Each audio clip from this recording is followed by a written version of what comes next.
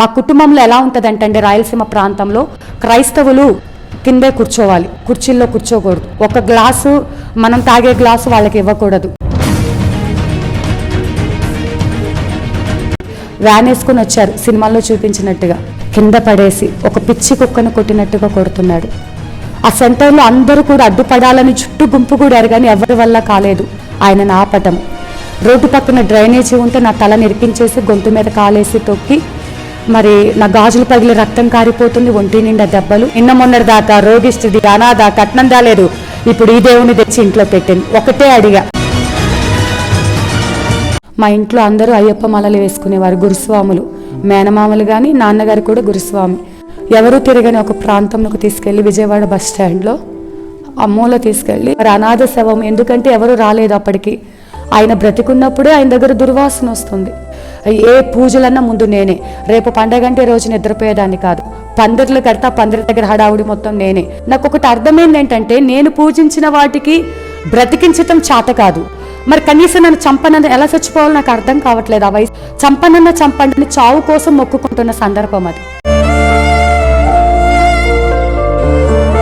నా పళ్ళు చూపించమని అడిగారండి, నా పళ్ళు. అప్పుడు నా పళ్ళు చూపిస్తే పిల్లులుకున్నట్టుగా ముక్కలు ముక్కలు రాలిపోయి ఉన్నాయి. 18 సంవత్సరాల వయసులో 80-90 సంవత్సరాలకు వాడాల్సిన హెవీ డోస్ మెడిసిన్. నా రోగం ఎలాంటిదంటే ప్రతిరోజు బ్లీడింగ్ అవుతూ ఉండేది. నేను 2-3 రోజులు ఫ్రీగా ఉండేదాన్ని, ప్రతిరోజు బ్లీడింగ్ అవుతూ ఉండేది.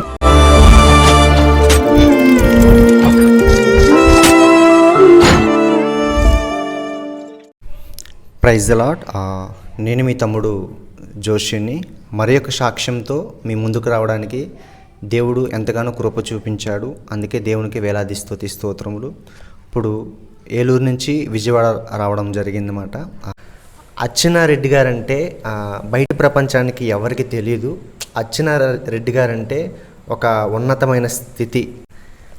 అచ్చెన్నారెడ్డి గారంటే అంటే ఓకకి ఎక్కడికో ఆలోచించుకుంటూ ఉంటారు, కానీ స్వయంగా ఆమెను దర్శించినప్పుడు, ఆ ఇంటికి వెళ్ళినప్పుడు, వాళ్ళ సంఘాలను చూసినప్పుడు అచ్చెన్నారెడ్డి గారంటే అంటే మీడియాలో ఎలా కనపడుతున్నారు, ఇప్పుడు ఇక్కడ ఎలా కనపడుతున్నారు అనేది చాలా ఆశ్చర్యం అన్నమాట.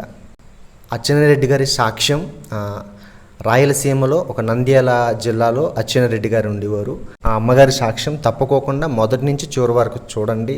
ఇప్పుడు ఏ పరిస్థితి గుండా పరిచయం స్టార్ట్ చేశారు, ఆ అమ్మగారు హైందవ కుటుంబంలో జన్మించి దేవుణ్ణి ఎలా తెలుసుకున్నారు, దేవుణ్ణి ఎలా తెలుసుకున్న తర్వాత దేవుడు ఎక్కడ దర్శనం ద్వారా ఆ సంఘం అంటే ఒక మాటలో చెప్పాలంటే లక్షల రూపాయల టర్న్ ఓవర్ చేసే బిజినెస్ని విడిచిపెట్టి ఇప్పుడు ఏమీ లేని స్థితిలో సేవ చేస్తున్నారు.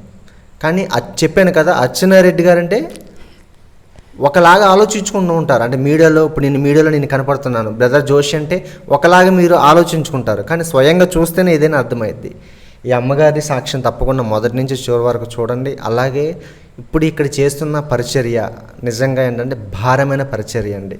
సువార్త లేని ప్రాంతం, భారమైన పరిచర్య. ఆనాడు ఏలియాకి కాకి ద్వారా ఆహారం ఎలా పంపిస్తారు దేవుడు, అదే రీతిగా ఏ రోజుకి ఆ రోజు స్తోమత దేవుడు ఇస్తున్నారు. లక్షల రూపాయలు టర్న్ ఓవర్ చేసే బిజినెస్ విడిచిపెట్టి దేవుడి మాటకు లోబడి అమ్మగారు భర్త పిల్లలు కూడా ఇప్పుడు ఒంటరిగా ఉండి అద్దింట్లో ఉండి ఒంటరిగా ఉండి సేవ చేస్తున్నారు. తప్పుకోకుండా అమ్మగారి పరిచయం గురించి ప్రార్థన చేయండి. ఈ ప్రాంతంలో సువార్త ఆటంకములు అనేకమైన ఉన్నాయి, వాటి గురించి అవి లయపరచాలని, ఇంకా సంఘము కొంచెం కట్టబడాలి. ఆ స్టెప్స్ కింద అవన్నీ కడుతుంటే అడ్డుకున్నారు, అవన్నీ కూడా జరగాలని చెప్పి అమ్మగారి గురించి ప్రార్థన చేయండి. అమ్మగారి పరిచయం గురించి కూడా తప్పుకోకుండా అందరూ సహాయపడమని ప్రార్థన చేస్తున్నాను. అమ్మగారి పరిచయం గురించి తప్పుకోకుండా అందరి ప్రార్థనలో జ్ఞాపకం చేసుకోండి. ప్రైజ్ లార్డ్ అమ్మ. మిమ్మల్ని కలవడం నాకు చాలా సంతోషంగా ఉంది. ముఖ్యంగా ఈ సాక్ష్యాలు ప్రజలకు అందించడం వల్ల అనేక మంది రక్షణలోకి రావడం, అనేక మంది సత్యాన్ని తెలుసుకోవడం, అనేక మంది బలపడడం జరుగుతుంది. వాళ్ళకంటే ముందు నేను అనేక విషయాల్లో చాలా బలపడుతున్నాను. అందుకు దేవునికి మహిమ. మీరు హైందూరాలుగా ఉన్న మీరు, అంటే దేవుని ఎరగని మీరు దేవుని ఎలా తెలుసుకోవాల్సి వచ్చిందో మీ సాక్ష్యాన్ని చూస్తున్న వీక్షకులందరికీ పంచుకోమని కోరుచున్నానమ్మా. తప్పకుండా తమ్ముడు. మరి దేవుడు నాకు ఇచ్చినటువంటి మహాధన్యత అని నేను అనుకుంటున్నాను.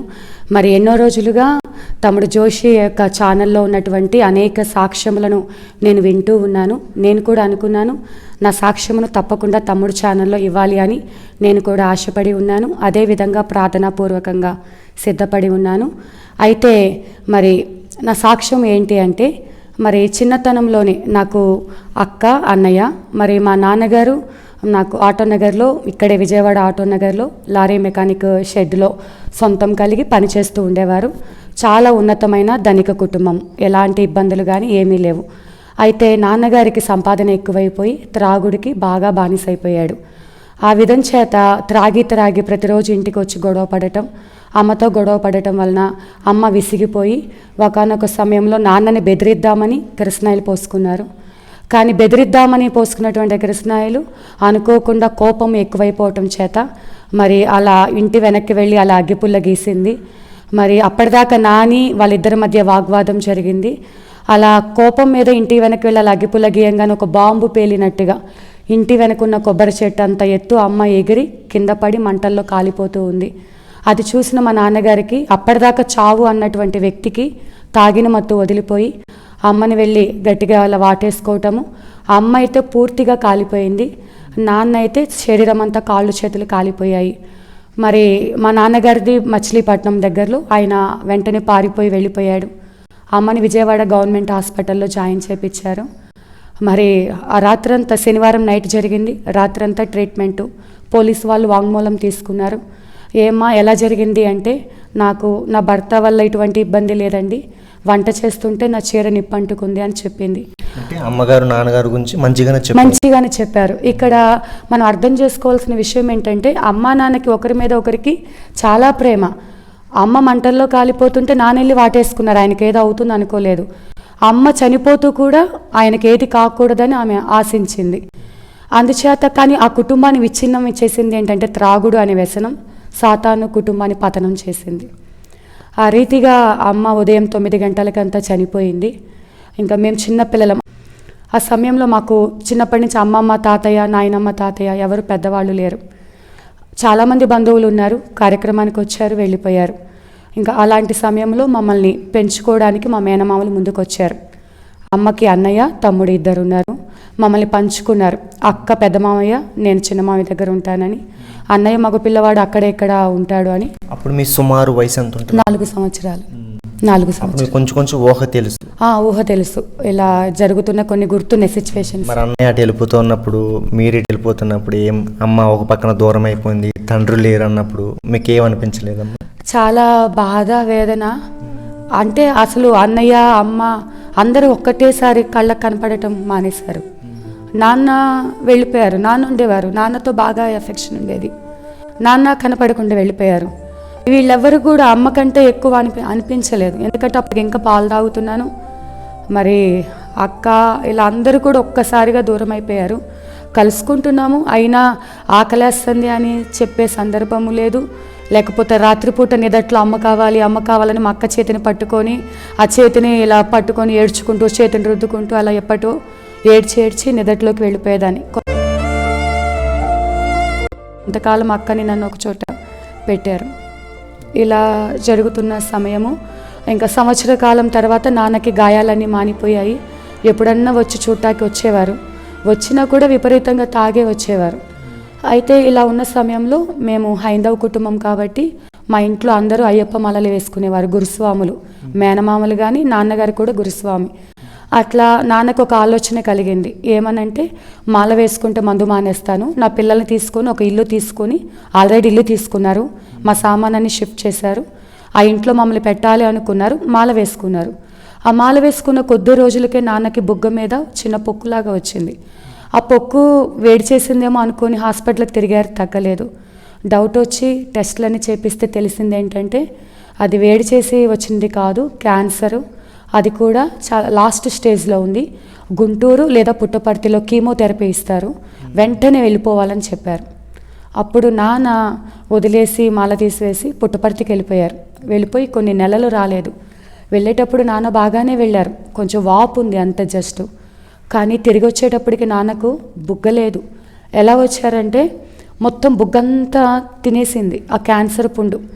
కరెంటు పెట్టి పెట్టి మనిషి అంతా నల్లగా జుట్టు రాలిపోయి వికారంగా అంత దూరంలో ఉన్నాడు అంటే ఒక దుర్వాసన మనిషి దగ్గర వస్తూ ఇది మొత్తము ఇట్లా పళ్ళు నాలిక అంతా కనిపిస్తూ తినటం కాదు కదా, తాగుతున్నా కూడా ఇట్లా పక్కకు పెట్టి తాగుతుంటే కొంచెం ఇలా మీద పడిపోతూ ఉండేది భయంకరంగా. మమ్మల్ని చూడటానికి వచ్చినా కూడా విజయవాడలో ఓనర్స్ వాళ్ళు ఆ వ్యక్తి రానివ్వదు, మా పిల్లలు భయపడుతున్నారంటే మమ్మల్ని రోడ్ల మీదకి పిలుచుకొని పిల్లల్ని చూసి మాకేమైనా కొనిపెట్టి అలా ఇచ్చి వెళ్ళిపోతూ ఉండేవారు. ఇలా ఉంటున్నటువంటి పరిస్థితిలో మా నాన్నగారి స్టేటస్, మా మేనత్త గారు ఎంఆర్ఓ ఆఫీస్లో ఆర్ఐ. ఇప్పటికీ కూడా కాందారి హోటల్ దగ్గర కొన్ని కోట్ల విలువ చేసే ఆస్తులు ఉన్నాయి. మా నాన్నగారు సంపాదించేటప్పుడు ఆయన చుట్టూ చాలామంది ఫ్రెండ్స్ ఉండేవారు, అలానే ఆయన త్రాగుడికి అలవాటు పడిపోయారు. కానీ ఈ సిచ్యువేషన్లో స్నేహితులు కానీ బంధువులు కానీ ఎవరు ఆయనను దగ్గరికి తీయలేదు. అలా లేక అక్కడక్కడ తిరుగుతూ ఉండేవారు. ఇలా ఉంటున్న సమయంలో మా నాన్నగారు అక్టోబర్ 11వ తారీఖు నా పుట్టినరోజు, 10వ తారీఖు నా దగ్గరికి వచ్చారు. అప్పుడు నేను 3rd క్లాస్ చదువుతున్నాను. ఆ సమయంలో వచ్చి, అమ్మ రేపు నీ పుట్టినరోజు కదా, నీకు గౌన్ కొని పెడతానని బిసెంట్ రోడ్డుకి తీసుకెళ్ళి మరి ఆ రాత్రంతా తిప్పుతా, పగలంతా రాత్రి అయ్యేంత వరకు తిప్పి నాకు గౌను అన్నీ కొనిపెట్టి, నాన్న నిద్ర వస్తుంది ఇంటికి తీసుకెళ్ళంటే, ఈ ఒక్క పూట నాతో ఉండవా అమ్మ అన్నారు. అంటే సరే, అన్నీ తినిపిస్తున్నారు, అన్నీ కొనిపెట్టారు, అన్నీ పట్టుకొని రోడ్ల మీద తిరుగుతూ ఉన్నాము. ఆ రాత్రి అయిపోయింది, అర్ధరాత్రి అవుతుంది. విజయవాడ బస్ స్టాండ్కి తీసుకువెళ్ళారు. నాన్న నిద్ర వస్తుంది అంటే ఎవరు తిరగని ఒక ప్రాంతంలోకి తీసుకెళ్ళి విజయవాడ బస్ స్టాండ్లో ఆ మూల తీసుకెళ్ళి నన్ను అక్కడ పడుకోమంటున్నారు. నాన్న ఇక్కడ చాప బెడ్షీట్ ఏం లేదు, ఇక్కడ నేను పడుకోను, నన్ను ఇంటికి తీసుకెళ్ళిపో అంటే నాన్న కన్నీటితో, అమ్మ ఈ ఒక్క పూట నాతో ఉండవా అన్నారు. అని సరేనని నాన్న మాట కాదని లేక ఆయన భుజం మీద ఒక టవల్ మాత్రమే ఉంది, ఆ టవల్ బస్ స్టాండ్లో వేసి నన్ను పడుకోబెట్టారు. తెల్లవారిపోయింది. బందర్ కాలువ అని ఉంటుంది రోడ్డు పక్కనే, హైవే పక్కన పార్కు కూడా ఉంటుంది. ఆ కాలువలో స్నానం చేపించి పార్కులో నాకు రెడీ చేసి ఇంటి దగ్గర వదిలిపెట్టి నన్ను పట్టుకొని బాగా ఏడుస్తున్నారు. నాకు కూడా చాలా ఏడుపు వస్తుంది, కానీ మళ్ళీ కలుస్తాను కదా అని చెప్పేసి అలా అనుకున్నాను. అయితే అక్టోబర్ 11 ఇది జరిగిందండి, నా పుట్టినరోజు నాడు. కరెక్ట్గా నవంబర్ 5వ తారీఖు మరి స్కూల్ దగ్గర నుంచి నన్ను తీసుకొచ్చేసారు. ఏంటి అంటే అక్క మామయ్య వాళ్ళు అందరం పరిగెత్తుకొని విజయవాడ శ్మశానానికి వెళ్ళాము. ఆ శ్మశానానికి వెళ్తే అక్కడ జరిగింది ఏంటంటే, అక్కడ మా నాన్నగారు చనిపోయి ఉన్నారు. మా నాన్నగారికి ఆయన చనిపోతానని ఒకరోజు ముందే తెలిసి నవంబర్ 4వ తారీఖు నైట్ ఆయన శ్మశానానికి వెళ్ళిపోయారు. వెళ్ళిపోయి ఆ రాత్రి అంతా, మా అమ్మగారి పేరు మణి, ఆ అమ్మకి ఎంత ప్రేమ ఉందో ఈ విషయాన్ని బట్టి అర్థమవుతుంది. మణి మణి అని కలవరిస్తూ ఇంకేవేవో మరి చనిపోయేటప్పుడు ఆ యొక్క ఏవేవో కేకలు పెట్టారంట. ఈ విషయం ఎలా తెలిసిందంటే, శ్మశానం బయట కొబ్బరికాయలు అమ్ముకునే, పూలదండలు అమ్ముకునేవారు. మేము తెల్లవారిన తర్వాత వెళ్ళినప్పుడు వాళ్ళు చెప్పారు. అసలు అక్కడ చనిపోయినట్టు మాకు ఎలా ఇన్ఫర్మేషన్ వచ్చింది అంటే, మరి అక్కడ అనాథ శవాలు ఎవరైనా, విజయవాడలో అనాథ శవాలు ఎవరైనా చనిపోతే మున్సిపాలిటీ వాళ్ళు కరెంటు మిషన్లో వేస్తారంట. అదే రీతిగా మా నాన్నగారు కూడా మరి అనాథ శవం, ఎందుకంటే ఎవరు రాలేదు అప్పటికి, ఆయన బ్రతికున్నప్పుడే ఆయన దగ్గర దుర్వాసన వస్తుంది, అప్పటికి చనిపోయి మధ్యాహ్నం అయిపోతుంది, ఎవరు ఆ శవం తాలూకు రాలేదు అని మున్సిపాలిటీ వాళ్ళు లాగి కరెంటు మిషన్లో వేసేయాలనుకున్నారు. అలాంటి సమయంలో ఆ మున్సిపాలిటీ సిబ్బందిలో ఒకరికి మా నాన్నగారు తెలిసి ఆయన చెప్పారు, ఈయన పలానా వ్యక్తి అనాథ కాదు, ఈయనకు బావమరుదులు ఉన్నారు, పిల్లలు ఉన్నారు, బాగా బ్రతికిన వ్యక్తి, కొంచెం సమయం ఇవ్వమని అక్కడ అధికారులకు చెప్పారు. మాకు ఇన్ఫర్మేషన్ ఇచ్చారు. పరిగెత్తుకుంటూ శ్మశానానికి వెళ్తే అక్కడ ఉన్నటువంటి బయట కొట్లో వాళ్ళు మమ్మల్ని చూసి, ఇంతమంది పిల్లల్ని కలిగి మరి ఇంతమంది బంధువుల్ని కలిగి అనాథలాగా చనిపోయారా, రాత్రంతా కేకలు పెట్టాడము, మాకే అనాథ పాపము అని కేకలు వినలేకపోయాము, తెల్లవారుజామున ఆ కేకలు ఆగిపోయాయి, అప్పుడు అనుకున్నాం ప్రాణం పోయింది అని. అట్లా చివరిగా మాకు అలా పాడి మీద పడుకోబెట్టి దండలేసి చివరి చూపు చూపించి నాన్నని కరెంటు మిషన్లో వేశారు. ఇంకా ఎప్పుడన్నా వస్తారు నాన్న అని ఒక ఆశ ఉండేది, ఇంకా నాన్న కూడా రారన్న సంగతి నాకు అర్థమైంది అప్పుడు. అలాంటి పరిస్థితుల మధ్య నాన్న చనిపోయారు. నేను చాలా లావుగా బలంగా ఉండేదాన్ని చిన్నప్పుడు, కానీ ఉన్న పాటున వాంతులు విరోచనాలు అధికమైపోయాయి. హాస్పిటల్కి తీసుకెళ్తే కామెర్లు ముదిరిపోయాయి, టైఫాయిడ్ ఎక్కువ ఉంది, వెంటనే అడ్మిట్ చేయాలని అడ్మిట్ చేసుకున్నారు. అప్పుడు మీరు మీ మావయ్య వాళ్ళ ఇంట్లోనే ఉంటున్నారు? మావయ్య వాళ్ళ ఇంట్లోనే ఉంటున్నాను. విజయవాడలోనే ఉంటున్నాను. మరి కృష్ణలంక ఏరియాలో ఉంటున్నాం, బస్ స్టాండింగ్ దగ్గరలోని. అయితే ఇట్లా హాస్పిటల్ అడ్మిట్ చేశాక ఒక 1 వీక్ సెలైన్స్ పెట్టారు. ఆ టైఫాయిడ్ కామెర్లు తగ్గిపోయింది, కానీ నేను డిశ్చార్జ్ అయ్యేసరికి సన్నగా అయిపోయాను. ఈ సన్నగా అయిపోవడంతో ఇదంతా తగ్గింది, కానీ విపరీతమైన దగ్గు, ఆయాసం, ఇట్లా నడుము మీద చేయలేందే నిలబడలేని పరిస్థితి, విపరీతంగా దగ్గు. అట్లీస్ట్ నేను 7th క్లాస్ చదువుతున్నాను అప్పుడు. స్కూల్ బ్యాగ్ మోస్తే ఇలా వంగిపోయేదాన్ని. అందరు పిల్లలు నేను హైట్ ఉంటానని చెప్పేసి ఖోఖోలో అలా అంతకుముందు తీసుకున్నారు, కానీ నేను నడవలేకపోతున్నాను. ఏంటి అని హాస్పిటల్కి చూపిస్తే నాకేదో సెలైన్ పెట్టడం వల్ల వచ్చింది అనుకున్నారు మా వాళ్ళు, మేనమామలు. కానీ డాక్టర్లు టెస్ట్ చేసి ఇది మామూలుగా వచ్చిన ఆయాసం దగ్గు కాదు, ఇది ఉబ్బసం వ్యాధి, ఆస్తమా. మీ ఇంట్లో ఎవరికైనా ఉందా అంటే మా నాయనమ్మకు, మా 2 మేనత్తలకు ఉంది. అది వంశపారంపర్యంగా వచ్చింది. ఇప్పటిదాకా బలంగా ఉండటం చేత అది బయటపడలేదు. ఎప్పుడైతే నేను వీక్ అయిపోయానో ఇవి బయటపడినాయి. ఇంకా దీన్ని బట్టి ఇంకా నేను ఎలా అంటే కనీసం ఇంట్లో పని చేద్దామని ఒక బిందె ఎత్తుకుని నడుము మీద పెట్టుకునే లోపల ఇంక ఊపిరి ఆగిపోతుంది. ఇంకా కనీసం అందరి పిల్లల్లాగా నేను తినలేను, నడవలేను, పరిగెత్తలేను, దేనికి కూడా అన్ఫిట్ లాగా ఉండేదాన్ని. చదవాలని అయితే బాగా ఇష్టంగా ఉండేది, నేను బాగా చదువుకోవాలని, కానీ చదువుకోవడానికి కూడా శక్తి సరిపోయేది కాదు. హోమియోపతి మందు వాడాను. బతికున్న చేపల్ని, ఉబ్బసం వ్యాధికి బతికున్న చేపల్ని మింగితే తగ్గిపోతుందంటే 3 చేపల్ని మింగేశాను, బతికున్న చేపల్ని. నాటు మందు, ఇంజక్షన్లు, ఎన్ని హాస్పిటల్ కంటే ఆ చిన్న వయసులో నాకు ఇంజక్షన్ అంటే భయం ఉండేది కాదు. అయితే ఒకానొక హాస్పిటల్ దగ్గరికి వెళ్తే డాక్టర్లు నా పరిస్థితి చూసి ఈ అమ్మాయి చాలా సివియర్గా ఉంది కాబట్టి 3 ఇంజక్షన్స్ ఇస్తాము, అది డైరెక్ట్ నరానికి ఇవ్వాలి, నొప్పి ఉంటుంది తట్టుకోవాలి అంటే. అప్పటికి నాకు ఇంజక్షన్స్ అలవాటు అయిపోయింది కామన్గా. ఏం ప్రాబ్లం లేదండి వేయించుకుంటాను అన్నాను. అయితే అన్ని ఇంజక్షన్స్ లాగా లేవు అవి. ఒక నరంకు పెట్టి 3 ఇంజక్షన్స్ వేసేసరికి అరగంట పైనే టైం పడుతుంది. ఆ మందు ఎక్కుతుంటే పైకి టాప్ లేసిపోయేటట్టు కేకలు పెడుతున్నాను. అలా రోజుకి ఎన్ని ఇంజక్షన్లు ఇస్తారమ్మా? రోజు కాదు, ఆ డాక్టర్ చెప్పిందైతే జస్ట్ ఇప్పుడు ఇస్తున్నాము, ఎప్పుడు ఇవ్వకూడదు, ఇవి సీరియస్గా ఉన్నప్పుడు ఇవ్వాలి అని డాక్టర్లు నాకు చెప్పారు. సో అప్పుడు సీరియస్గా ఉన్న పరిస్థితి ఉందని సరేనని చెప్పి ఆ 3 ఇంజక్షన్స్ భయంకరమైన బాధ తట్టుకొని వేపించుకున్నాను. కానీ ఆశ్చర్యం ఏంటంటే అప్పటిదాకా నా గుండెలు బరువెక్కిపోయి ఊపిరి పీల్చుకోలేని, కిందకి పైకి ఇట్లా ఊగుతూ గాలి పీల్చుకోవాలి. నోరు ముయ్యకూడదు, నోరు తెరుచుకొని ఉంటేనే నాకు గాలి అందుతుంది. మళ్ళీ లోపల దురద పుట్టిద్ది, ఎముకల్లో దురద, పైకి గోకుండా దురద తగ్గదు అని గుండెల కేసులా బాదుకునేదాన్ని. అలాంటిది ఇంజక్షన్లు వేశాక రాత్రి నిద్ర పట్టింది, దురద తగ్గింది, ఊపిరి ఆడుతుంది. అప్పుడు నేను అనుకున్నాను, ఇన్ని హాస్పిటల్స్, ఎన్ని మందులు వాడాను, ఎవ్వరు కరెక్ట్ మెడిసిన్ ఇవ్వాల, ఈ 3 ఇంజక్షన్లే నా వ్యాధిని బాగు చేస్తాయని నేను అనుకొని ఆ ఇంజక్షన్స్ మళ్ళీ వేయమని ఒక 4 రోజులు ఈ పవర్ పనిచేసింది. మళ్ళీ 4 రోజుల నుంచి మళ్ళీ నా సిమ్టమ్స్ అన్నీ బయటపడ్డాయి.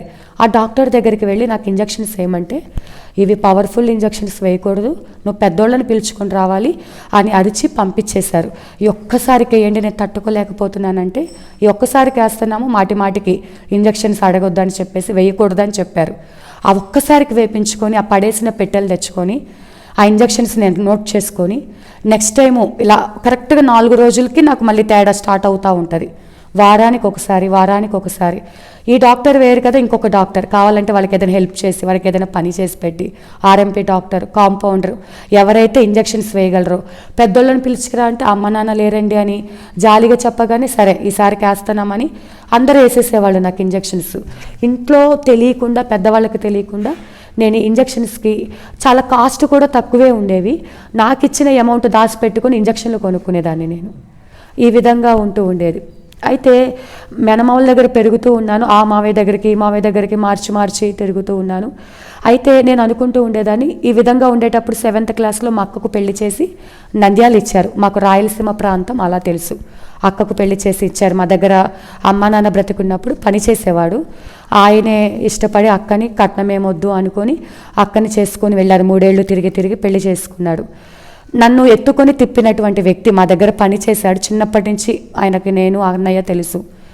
బావ అని కాదు కానీ మామయ్య అని పిలిచేవాళ్ళం ఆయనని.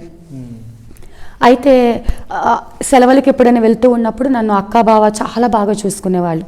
7th క్లాస్ అప్పటి నుంచి. ఇక్కడికి వస్తే ఇంట్లో నా వల్ల ఇంట్లో మావయ్యకి అత్తయ్యకి గొడవలు అయిపోతూ ఉండేవి, ఈ పని గురించి ఆ పని గురించి. ఆ యవ్వన కాలంలో నేను అనుకునేదాన్ని, నాకు అమ్మ నాన్న లేకపోవటం చేతని నేను ఎంత పని చేసినా ఇంట్లో గొడవలు అవుతున్నాయి. మా మామయ్యోళ్ళు అంటే నాకు చాలా ఇష్టం. నా వరకు గొడవ అయితే సరే, ఈ బాధ తట్టుకోలేక ఏడిస్తే ఇంట్లో గొడవ అయిపోతుంది. ఏడవడానికి కూడా శక్తి లేక బాత్రూంలోకి వెళ్ళిపోయి ట్యాప్ తిప్పేసి చేతులు కొరుక్కునేదాన్ని. సైకాలజికల్గా నేను ఏడవకూడదు, ఏడుపు ఆగట్లేదు. బాత్రూంలో ట్యాప్ తిప్పేసుకొని చేతులు కొరికేసుకొని ఆ నొప్పికి ఏడుపు కంట్రోల్ అయ్యాక ఏమీ తెలియనట్టుగా బయటకు వచ్చేదాన్ని. ఇట్లా మామూలు అయిపోయింది. ఇలా ఉంటున్న సమయంలో నాకు ఒకరోజు ఆలోచన వచ్చింది, నాకంటే ఓకే కానీ మా మావయ్యకి కూడా ఇబ్బంది అయిపోతుంది కదా, మా అక్క దగ్గరికి వెళ్ళిపోతే ఎలాగూ సెలవులు వస్తాయి, మా అక్క బావ నన్ను బాగా చూసుకుంటారు, అక్కడికి వెళ్ళిపోదాము, ఇంకా రాకూడదు, ఇక్కడ నా వల్ల వీళ్ళకి కూడా ఇబ్బంది లేకుండా ఉంటుంది అని నేను అలా ఆలోచించేసి ఈసారి సెలవులు వచ్చాయి. అప్పుడు నేను అక్క దగ్గరికి వెళ్ళిపోయానండి. వెళ్ళిపోయి సెలవులు 1 నెల 2 నెలలు ఉంటాయి కదా, అలా అయిపోయాక వచ్చేస్తాను అనుకున్నారు మామయ్య వాళ్ళు. కానీ సెలవులు అయిపోయినాయి, నేనైతే రాలేదు.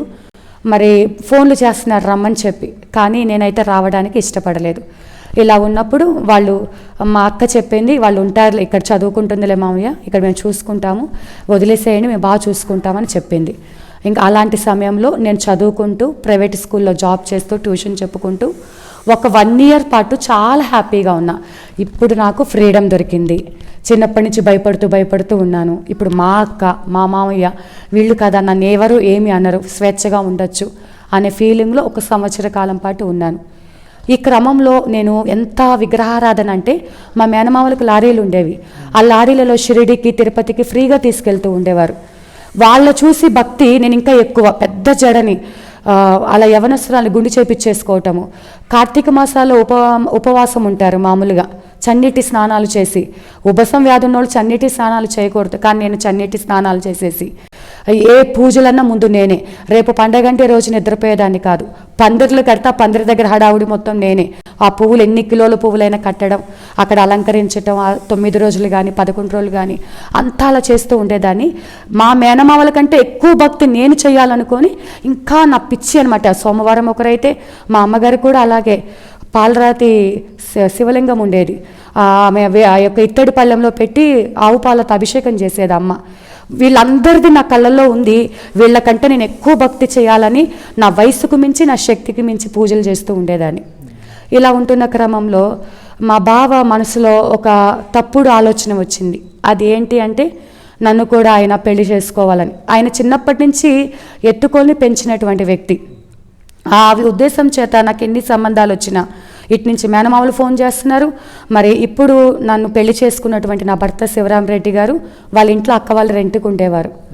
మరి అలా ఉన్నప్పుడు ఆయన చిన్నప్పటి నుంచి, నాకు 7th క్లాస్ అప్పటి నుంచి నన్ను చూశారు, వాళ్ళ ఇంట్లో వాళ్ళందరూ నన్ను చూశారు. అప్పటికే సంవత్సరం ముందు నుంచి నన్ను పెళ్లి చేసుకుంటామని వాళ్ళు అడుగుతున్నారు. ఒకటే క్యాస్ట్ కదా, ఇబ్బంది లేదని వాళ్ళు నన్ను పెళ్లి చేసుకోవడానికి అడుగుతున్నారు. అయితే మా బావకి పెళ్లి చేసే ఉద్దేశం లేక ఇది ఎవరికి చెప్పలేదు. అయితే ఒకనొక సమయంలో నేను పనిచేసే స్కూల్ దగ్గరికి నా భర్త, వాళ్ళ తరపు అన్నయ్యలు, బావలు, 10 మంది పెద్ద మనుషులు వచ్చి నాతో మాట్లాడారు. అమ్మ, మా అబ్బాయి నేను ఇష్టపడుతున్నాడు, నీకు అమ్మ నాన్న లేరంట, నీకేదో ఒంట్లో బాగోదంట, నువ్వు కట్నం తేకపోయినా పర్లేదు, మీ వాళ్ళని ఆల్రెడీ అడిగాము, వాళ్ళు రెస్పాండ్ అవ్వటం లేదు, అయితే నీకు ఇష్టమని ఒక్క మాట చెప్పు. డైరెక్ట్గా మీ దగ్గరికి వచ్చి అడిగారు? మా స్కూల్ దగ్గరికి వచ్చి నన్ను పిలిపించి అడిగారు. వాళ్ళందరూ చిన్నప్పటి నుంచి చూసిన వాళ్ళు, అంకుల్ అంకుల్ అంటూ ఉండేదాన్ని పెద్దవాళ్ళందరూ. ఏంటి అంకుల్ ఇలా వచ్చారు అంటే, మాట్లాడాలి. ఏంటి అంటే, ఇలా ఇష్టం. అప్పటిదాకా ఇష్టం అన్న సంగతి నాకు తెలియదు. ఈయన ఇష్టపడుతున్నారని, నాకు ఇంట్లో అడిగారని, పెళ్లి సంబంధం మాట్లాడుతున్నా, ఇవన్నీ నాకు తెలియదు. కాకపోతే భావ ప్రవర్తనలో మార్పు వచ్చింది. ఎలాగైనా అక్కడి నుంచి నేను బయటపడాలని ఎదురు చూస్తున్నాను. వెళ్ళిపోతే, మేనమామల దగ్గరికి వెళ్ళిపోతే వాళ్ళు నన్ను యాక్సెప్ట్ చేస్తారా, వాళ్ళు పిలిచినప్పుడు నేను వెళ్ళలేదు. అలా అని నేను ఎక్కడికి వెళ్ళాలో నాకు అంత ధైర్యం లేదు. కరెక్ట్ టైంకి వాళ్ళు వచ్చి పెళ్లి చేసుకుంటాం అన్నప్పుడు వాళ్ళంతా ఉన్నతమైన కుటుంబం, మంచివాళ్ళు, చిన్నప్పటి నుంచి చూసిన కుటుంబం. నేను వెంటనే దేవుడు, నేను పూజలు చేశాను కదా, వాళ్ళే నాకు అవకాశం ఇచ్చారనుకొని నాకు ఇష్టమే అన్న. మళ్ళీ మీరు ఎదురు తిరగకూడదు, అడ్డం తిరగకూడదు అన్నారు. లేదండి నాకు ఇష్టమే అని చెప్పాను. ఆ విధంగా ఈరోజు వచ్చి మాట్లాడి వెళ్ళారు. కరెక్ట్గా ఒక 4-5 రోజులు, వారం లోపలే వచ్చి వ్యాన్ వేసుకొని వచ్చారు, సినిమాల్లో చూపించినట్టుగా. వ్యాన్ వేసుకొని వచ్చి వ్యాన్ ఎక్కమంటున్నారు. ఎక్కడికండి అంటే, ఈరోజు నీ పెళ్ళి, మేము అన్నీ శ్రీశైలంలో ఏర్పాట్లు చేసి వచ్చాము. అన్నారు. అదేంటి ఈరోజు నా పెళ్ళ, నేను ఇంట్లో చెప్పలేదు, సినిమాలో చూపించినట్టుగా ఒక లెటరు, నా బట్టలు చాలా ఉన్నాయి, మా అక్క పిల్లలంటే ఇష్టం, అట్లా ఏది కూడా మరి ఏది అంటే ఇప్పుడు వస్తేనే పెళ్లి చేస్తాం, నువ్వు ఇష్టమే అని చెప్పావుగా అన్నారు. చేసే ఇది లేక వెంటనే ఆ వ్యాన్ ఎక్కి వాళ్ళతో వెళ్ళిపోయాను స్కూల్ నుంచి. స్కూల్లో మీ అక్కకి బావగారికి చెప్పారమ్మా? తెలియదండి, వాళ్ళకి స్కూల్లో నుంచి స్కూల్లోనే. నేను మామూలు పాత బట్టలు వేసుకున్నా, నాకే తెలియదు అసలు చెప్పడానికి, నాకే ఆ రోజు నా పెళ్ళని తెలియదు. వాళ్ళు ముందు వచ్చి మాట్లాడుకొని వెళ్ళారు, మీ వాళ్ళు ఒప్పుకోవటం లేదు, వాళ్ళకి చేసే ఉద్దేశం లేదు, మేము చేసుకుంటామని ముందే చెప్పి వెళ్ళారు. సడన్గా వచ్చారు, ఆ రోజు వస్తేనే పెళ్లి చేస్తామన్నారు. నేను ఎలాగైనా బయటపడాలనే ఉద్దేశంతో మరి వాళ్ళతో పాటు వెళ్ళిపోవటం జరిగింది. ఆ రోజు నైటే అన్ని ఏర్పాట్లు, వీళ్ళు నాకు బట్టలు అన్నీ కొన్నారు, శ్రీశైలం తీసుకెళ్లారు. వాళ్ళ తరపున అందరూ ఉన్నారు, నా తరపున ఎవరు లేరు, నేను ఒక్కదాన్ని. ఆ విధంగా శ్రీశైలంలో ఒక గుడిలో మా పెళ్లి జరిగింది. పెళ్లి జరిగిన తర్వాత ఫోన్ చేసి చెప్పాలిగా, చెప్తే మా బావ భయంకరంగా దుర్భాషలో బూతులు మాట్లాడుతున్నారు. కోపం మీద కదా, కోపం తగ్గాక పెద్దవాళ్ళ కోపం తగ్గిపోయింది, ముందు అనుకున్న సంబంధమే కదా అనుకున్నారు. వారం రోజులు కంటికి కనపడలేదు, దూరంగా ఉన్నాము. వారం తర్వాత వచ్చాము.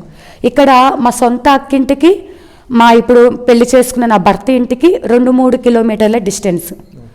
అయితే వారం తర్వాత నేను ఇంట్లో ఒంటరిగా ఉన్నాను.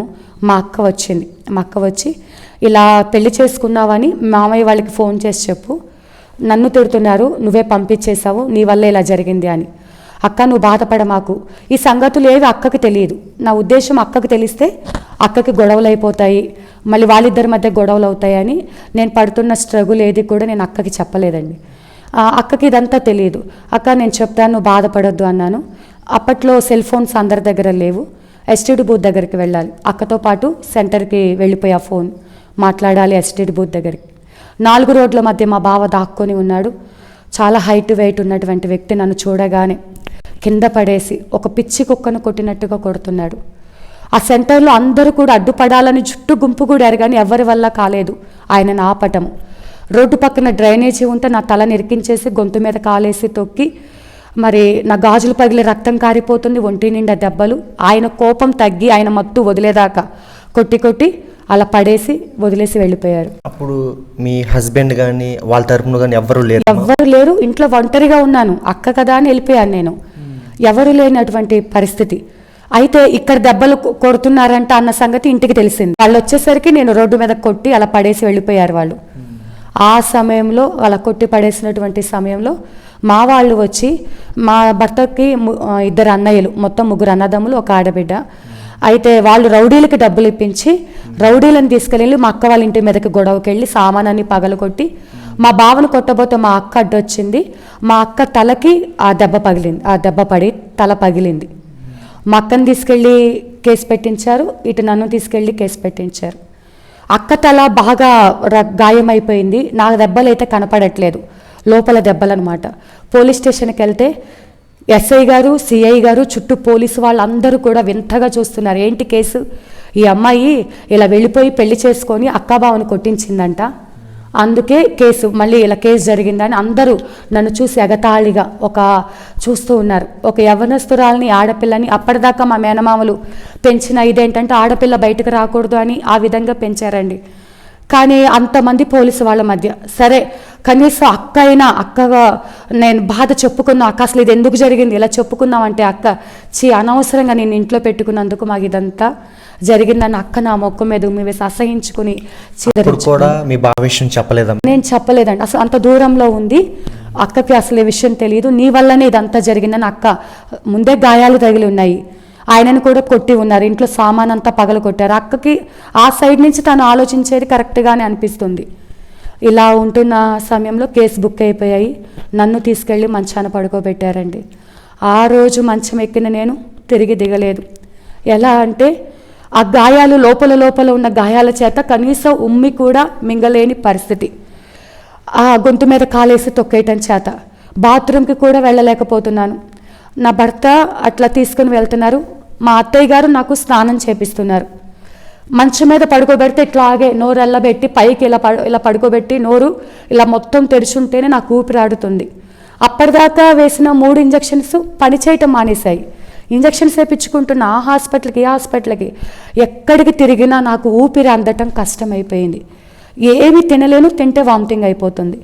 ఇలా ఉంటున్న పరిస్థితిలో మా అత్తయ్య గారు చూసి, ఏరా నా భర్తతో అంటున్నారు, ఏరా ఇష్టపడ్డాను అని నువ్వు కోరుకున్నావు అని చెప్పి మేము కట్నం లేకపోయినా ఒంట్లో బాగోలేదంటే ఏదో అనుకున్నాం, కానీ రేపో మాపో సచ్చే రోగిష్టిదాన్ని పెళ్లి చేసుకొచ్చుకున్నావు, కట్నం తీసుకురాలేదు, అనాథ, ఈ పిల్ల తరపున చచ్చిపోతే వచ్చేవాళ్ళు ఒక్కళ్ళు కూడా లేరు, ఇలాంటి దాన్ని చేసుకొచ్చుకున్నావేంట్రా, మాకు పని చేయకపోతే సరే కనీసం నిన్ను సుఖపెట్టాలి కదా, నీకు కూడా ఎలా కూడా ఉపయోగపడదు అని మా అత్తయ్య నా భర్తను తిడుతూ ఉన్నారండి. వాళ్ళు ఆస్తిపరులమ్మా? ఆస్తిపరులండి. మరీ అంత ధనికులు కాదు, వెల్ సెటిల్డ్ ఫ్యామిలీ, వాళ్ళకి ఎటువంటి ఇబ్బంది లేదు, పొలాలు అన్నీ కలిగినటువంటి కుటుంబమే. ఇలాంటి దాన్ని చేసుకొచ్చుకున్నామని తిడుతూ ఉంటే రోషం తెచ్చుకొని మంచం దిగటానికి కూడా ఓపిక లేక నేను ఎంతమందికి అయితే పూజలు చేశానో వాళ్ళందరికీ కూడా నేను మొక్కుకుంటున్నాను. వాళ్ళందరికీ పేరు పేరున పలానా రోజు ఇది, పలానా రోజు వీళ్ళకి చేసే వీళ్ళకి. నా 10th ఫస్ట్ క్లాస్లో పాస్ అయితే గురువారం రోజు హారతి ఇస్తానని ఈ చేతిలో హారతి ఇచ్చాను. మరి నేను పూజించిన దేవుళ్ళకి అందరికీ కూడా పేరున పిలుస్తున్నా. ఇక చివరిగా ఎవరి నుంచి కూడా నాకు జవాబు రావట్లేదు. నాకు ఒకటి అర్థమైంది ఏంటంటే, నేను పూజించిన వాటికి బ్రతికించటం చేత కాదు, మరి కనీసం నన్ను చంపనని ఎలా చచ్చిపోవాలో నాకు అర్థం కావట్లేదు. ఆ వయసులో నాకు చంపండి అని చావు కోసం మొక్కుకుంటున్న సందర్భం అది. అలా ఉంటున్న సమయంలో ఒక హాస్పిటల్కి వెళ్ళాము. డాక్టర్ దగ్గరికి వెళ్ళినప్పుడు ఆ డాక్టర్లు చెప్పింది ఏంటంటే, ఈ అమ్మాయి ఎక్కువ కాలం బ్రతకదు, అయినా హైదరాబాద్లో మాసప్ ట్యాంక్ దగ్గర మహావీర్ హాస్పిటల్ అని ఉంటుంది, అక్కడ బాంబే నుంచి ఒక డాక్టర్ వస్తారు, ఆ డాక్టర్ అపాయింట్మెంట్ మేము తీసుకుంటాము, మీరు వెళ్తా అంటే సరేనని సంతోషంతో ఒక అపాయింట్మెంట్ తీసుకొని కష్టంగా ఒక 1 month ముందు అపాయింట్మెంట్ తీసుకొని వెళ్ళామండి. వెళ్ళాక డాక్టర్లు అన్ని టెస్టులు చేస్తున్నారు. మామూలుగా యూజువల్గా అందరూ కూడా టెస్ట్ చేసేటప్పుడు మాట్లాడిస్తూ ఉంటారు డాక్టర్లు. ఆ డాక్టర్ నాతో చాలా మాట్లాడుతున్నారు. నేను భయపడతానని మాట్లాడుతున్నారేమో అనుకున్నాను. అయితే ఆ డాక్టర్లు అన్ని టెస్టులు చేసి పక్కన కూర్చోబెట్టి నా భర్తతో చెప్పిన సంగతి, ముస్లిం డాక్టరు, పెద్ద వయసు కలిగిన ఆయన, తెలుగు సరిగ్గా రాదు, ఎంతకాలం అయిందిరా పెళ్లి చేసుకొని అన్నాడు.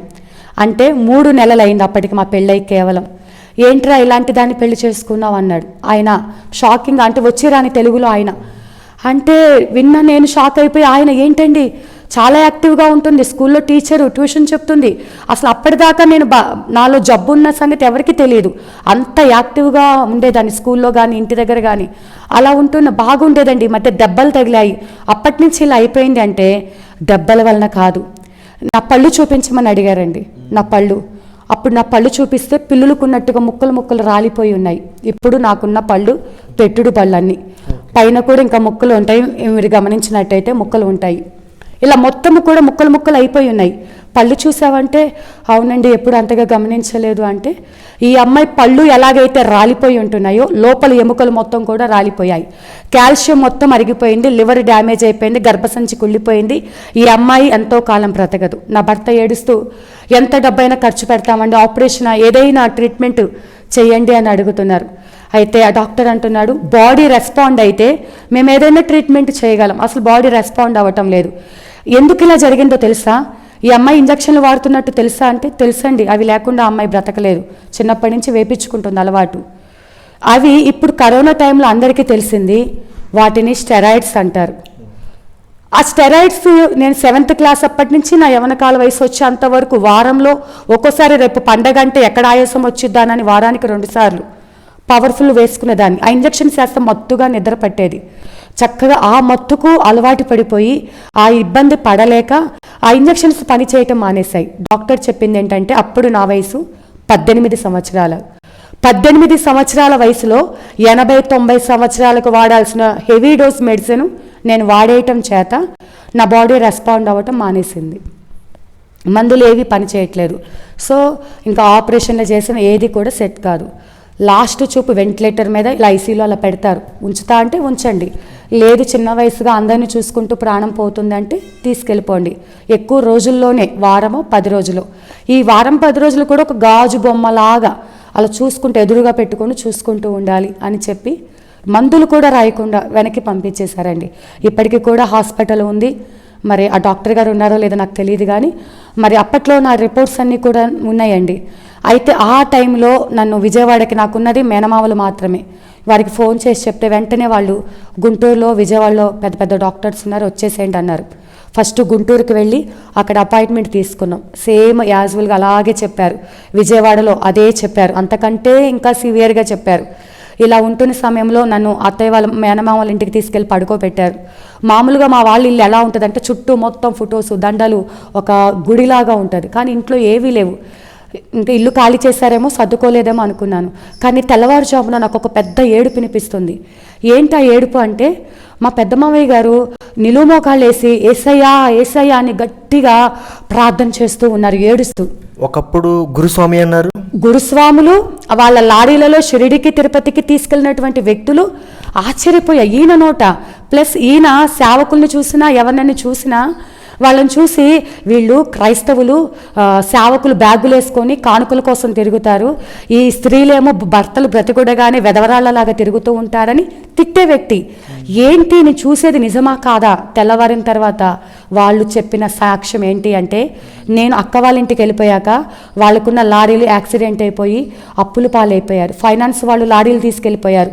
అప్పులు వాళ్ళు వచ్చి మీద పడితే వాళ్ళు తట్టుకోలేక, అవమాన భారం తట్టుకోలేక, తింటాకి తిండి లేక, పిల్లల్ని కూడా పెంచుకోలేక, ఒకప్పుడు ఉన్నతమైన కుటుంబం, ఆ స్థితికి వచ్చేసరికి వాళ్ళలో వాళ్ళు అనుకున్నారంట చనిపోవాలి అనుకొని పురుగు మందు డబ్బా తెచ్చి ఇంట్లో పెట్టుకున్నారంట.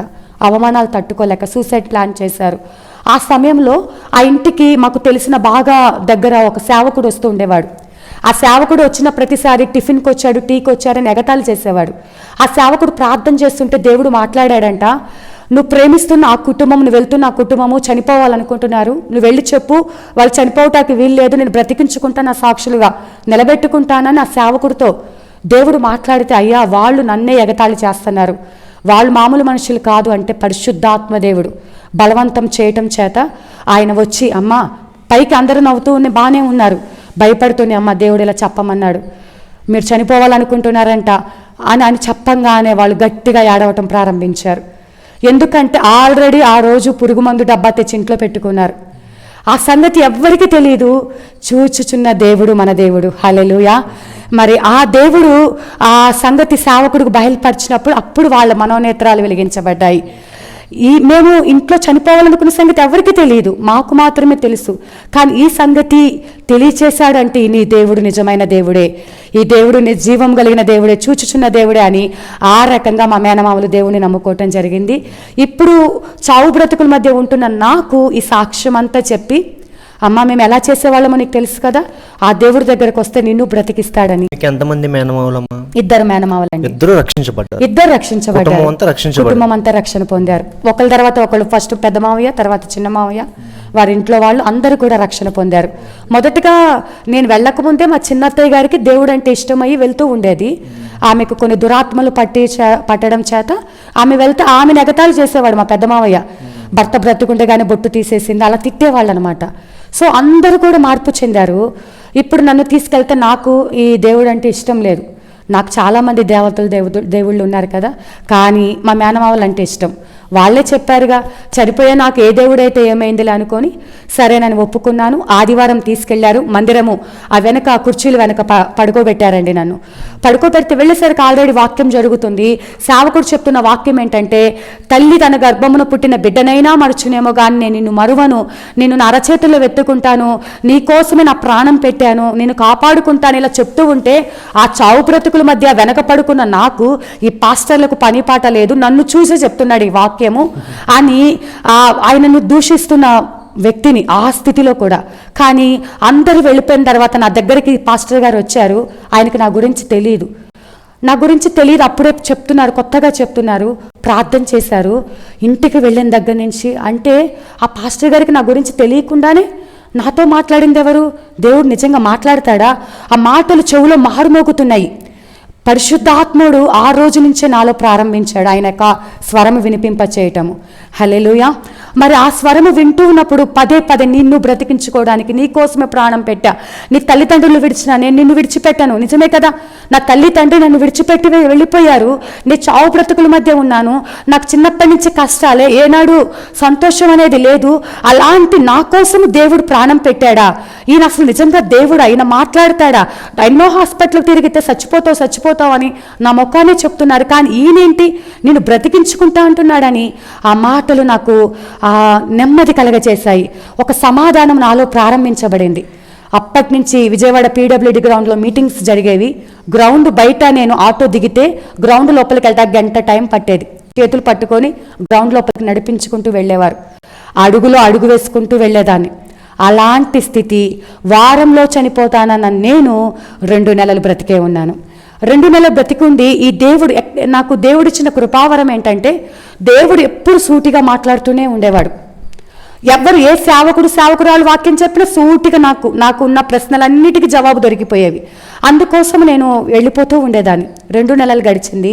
ఇప్పుడు నా భర్తకి చెప్పాను నేను, ఏమనంటే మా అత్తయ్య గారు సంతోషపడతారు, ఎలాగూ చనిపోతా, కొంచెం ఆయుష్కాలం పెరిగింది, మా అత్తయ్య గారి దగ్గరికి వెళ్దామని అడిగితే నా భర్త ఇప్పుడు చెప్తున్నాడు, ఇప్పటిదాకా ఒకెట్టు, మా అమ్మకి క్రైస్తవులు అంటే పడదు.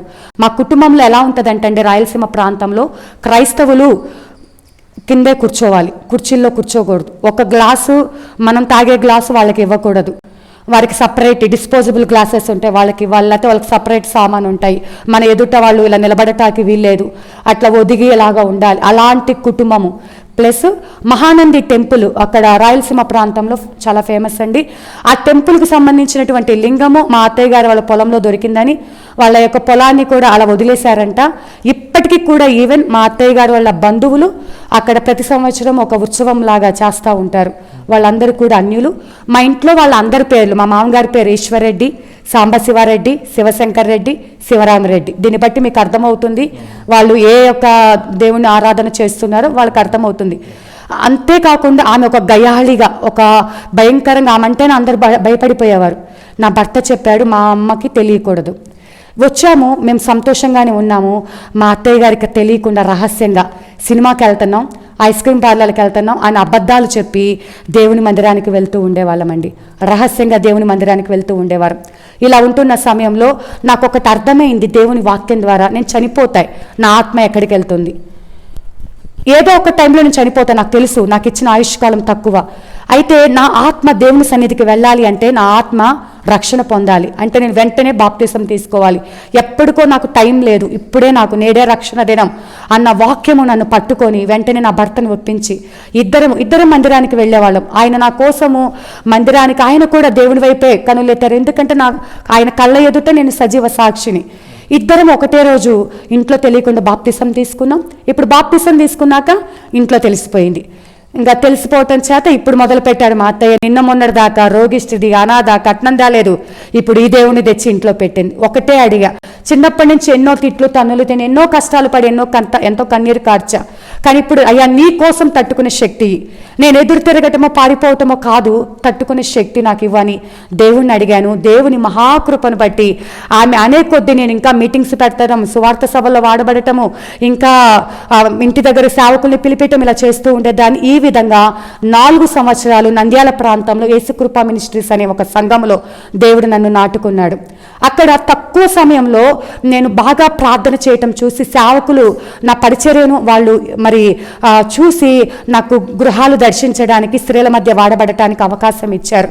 అయితే ఇలా ఉంటున్న సమయంలో నన్ను ఆదివారం 3 ఆరాధనలు జరిగితే భోజనాలు పెడితే పళ్ళాలు నేనే కడిగేదాన్ని, మందిరం శుభ్రం చేయడానికి ఏ అవకాశం దొరికితే పాట పాడమంటే పాట, ప్రార్థన చేయమంటే ప్రార్థన, ఏ అవకాశం దొరికినా ప్రార్థనలో ఎప్పుడు కూడా ఉంటూ ఉండేదాన్ని. ఇలా ఉంటున్న నాకు 4 సంవత్సరాల తర్వాత ఇంకొక జబ్బు ఆల్రెడీ ఉంది, కానీ అది నాకు ఉంది అని తెలిసింది ఏంటి అంటే, ఒక ఆదివారం మందిరానికి వెళ్ళటానికి రెడీ అయితే నా భర్తను మా అత్తయ్య గారు తిడుతున్నారు, ఇలాంటి దాన్ని చేసుకొచ్చుకున్నావు, నువ్వు ఎలాగూ వినవు, మరి కనీసం అనాథ పిల్లలనైనా తెచ్చి పెంచుకోండి, మరి మీకు పిల్లలు లేరు, ఆల్రెడీ 4 ఏళ్ళు దాటి 5వ సంవత్సరం వచ్చేస్తుంది అని చెప్పారు. అప్పటిదాకా భరించిన నాకు ఆ రోజు ఒక వేదన, అంటే ఆమె మీద కోపం కాదు, అత్తయ్య గారి మీద కోపం కాదు, కానీ నాలో ఒక వేదన. ఆ వేదన తీసుకెళ్ళి ఆరాధన జరుగుతుంది బలిపీఠం దగ్గర, ఇటు రీతిగా మోకరించి అందరూ పాటలు పాడుతున్నాను, కన్నీటితో నానిపోతూ ఉంది. అట్లా ఒకటే దేవుణ్ణి అడుగుతున్నా, ప్రభా నువ్వు నా తల్లిగా తండ్రిగా ఉంటా అన్నావు కదా నాన్న. నేను ఫస్ట్ దేవుణ్ణి తెలుసుకున్నప్పటి నుంచి ఆయన నాకు ఏదైతే వాగ్దానం చేశాడో నాన్న నాన్న అని పిలిచేదాన్ని. నాన్న నాకు తండ్రిగా నీవు ఉన్నావు కదా, నన్ను కుళ్ళిపోయిన నా శరీరాన్ని బ్రతికించిన నీకు కుళ్ళిపోయిన నా గర్భం తెరవటం నీకు అసాధ్యము కాదు. నువ్వేం చేస్తావో తెలియదు నాన్న, నాకు మాత్రము సంతానం కావాలి, నా గర్భం తెరవబడాలి. ఎంతమందికి పరిశుద్ధ గ్రంథంలో అద్భుతాలు చేసావు, నాకు చెయ్యి అని చెప్పి ఇలాగానే గొడవ పడినట్టుగా, ఒక తండ్రి దగ్గర కుమార్తె గొడవ పడినట్లుగా ఇలాగ పెనుగులాడుతూనే ఉన్నాను. ఆరాధన స్టార్ట్ అయింది, సేవకులు అభిషేకంతో నింపబడ్డారు. ఆ ఆరాధనలు నాకు తెలియకుండానే బలమైన అభిషేకం నా మీదకి దిగి వచ్చింది. హల్లెలూయా. ఆ అభిషేకము దిగిరాగానే నేను అన్య భాషలు మాట్లాడుతున్నాను. సేవకులు ఒక ప్రవచనం రిలీజ్ చేశారు. అదేంటి అంటే, ఇక్కడ ఒక స్త్రీ రక్తస్రావ వ్యాధితో బాధపడుతుంది, ఆ వ్యాధిని నేను పిండంగా మార్చబోతున్నాను, నువ్వు విశ్వాసంతో నీ గర్భం మీద చేపట్టుకో, నువ్వు మీదిటికి ఈ స్థలంలో, ఈ పరిశుద్ధ స్థలంలో నిలబడి బిడ్డను ఎత్తుకుని నువ్వు సాక్ష్యం చెప్పబోతున్నావు అంటే, ఎంతో మంది పిల్లలు లేని వాళ్ళు ఉన్నారు. మా సంఘం చాలా పెద్దది, 1000 మంది సంఘం. అయితే నేను ఎవరి వైపు కన్నులు ఎత్తలేదు, కానీ ఆ అభిషేకం నన్ను తాకినప్పుడు ఆ వాగ్దానం నా కోసమే నేను ఆ వాగ్దానం అంగీకరించి దేవుడు మరి నేను అంగీకరించాను. ఆ యొక్క కృపచేతని ఆ నెలలోనే నా గర్భాన్ని తెరిచాడండి. హల్లెలూయా. ఆ గర్భాన్ని తెరిచాడు. వెంటనే కన్సీవ్ అయ్యాక హాస్పిటల్కి వెళ్ళాలి, కానీ మా అత్తయ్య గారు అన్నారు వెంటనే హాస్పిటల్కి వెళ్ళడానికి వీల్లేదు, ఎందుకంటే బ్లీడింగ్ ప్రాబ్లం ఉంది.